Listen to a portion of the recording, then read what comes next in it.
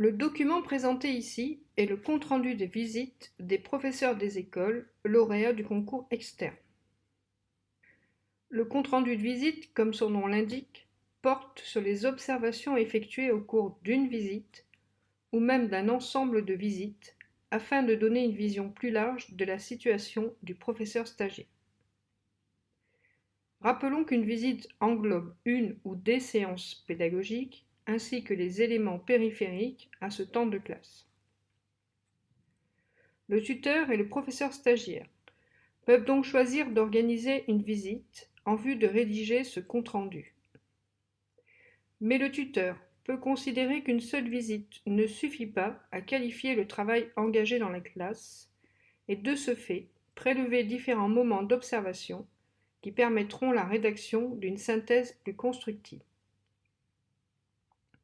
Rédigé à chacune des 3 périodes de l'année de stage, le compte-rendu de visite donne une évaluation synthétique des compétences observées au cours de la ou des visites correspondant à cette période. Le professeur stagiaire est co-signataire de ce document et ne doit donc pas en découvrir son contenu au moment de la signature. Le document se compose de 4 parties. La première partie concerne l'identité de chacun. La deuxième partie présente quelques indications du contexte d'enseignement. La troisième partie est une synthèse des aspects positifs et des points à améliorer constatés sur la période observée. Sa particularité est qu'elle doit être rédigée après avoir réalisé l'évaluation intermédiaire des compétences qui se trouve en dernière partie. La justification est de permettre un regard d'ensemble sur la situation du professeur stagiaire par les destinataires de ce document. La quatrième et dernière partie permet de réaliser une évaluation intermédiaire des compétences qui auront pu être observées au cours de la ou des visites. Cette évaluation doit distinguer pour chaque bloc de compétences les composantes qui ne sont pas encore présentes et pourtant incontournables du métier d'enseignant et qui devront donc être travaillées prioritairement, les composantes qui sont en cours de développement et les composantes suffisamment développées. Les composantes qui n'auront pu être observées seront mentionnées sous l'item NO.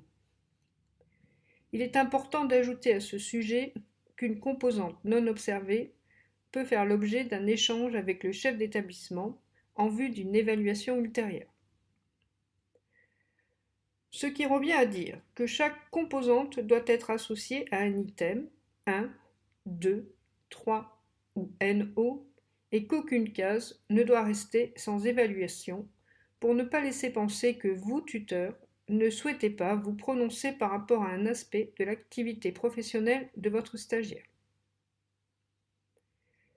Ces niveaux de maîtrise doivent obligatoirement faire l'objet de commentaires afin d'expliciter le positionnement attribué.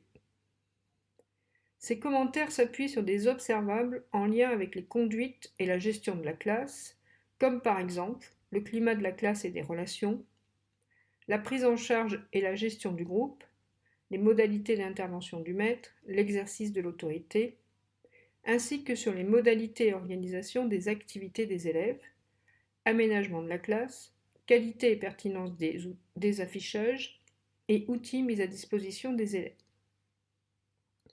Les éléments attestant de la préparation de la classe et des activités proposées aux élèves, comme les fiches de préparation et les supports donnés aux élèves, doivent faire l'objet d'une attention particulière. Le document présenté ici est le compte-rendu des...